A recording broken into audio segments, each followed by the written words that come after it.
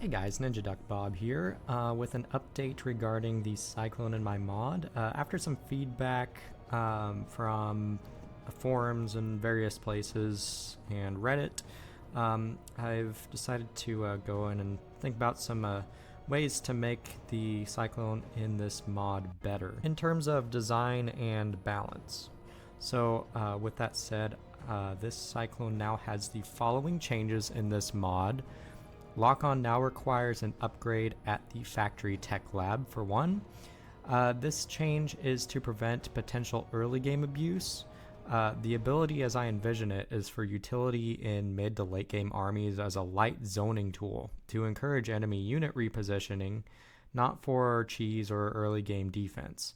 The Cyclone's normal weapon and mechanics are sufficient for the early game, and tanks can still be made early for zoning if desired. Second change, the Cyclone now remains stationary while locked on. Like the previous change, this one is to support the actual use of the lock-on ability as a light zoning tool. Beyond potentially broken interactions, the capacity to kite with the ability diluted the use of it to force enemy unit repositioning, as it dissuaded the opponent from approaching due to the likelihood that they'll simply be kited. In certain cases, it also made retreating useless.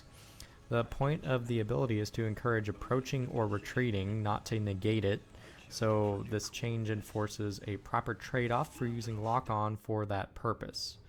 Now, with that in mind, now lock-on must be manually cancelled if the user wants to move the locked-on Cyclone before the ability duration runs out or the target moves out of range. Third change, the lock-on range has been reduced from 14 to 13 just because it was a little too ridiculous for a single Cyclone to nudge a siege tank away, even over a lot of time, especially given that you don't need a tech lab for this Cyclone. But this also allows the siege tank to retaliate against a single Cyclone, and the tank wins, of course, while still allowing Cyclones enough range that a few of them together can encourage the opposing Terran to reposition the tank.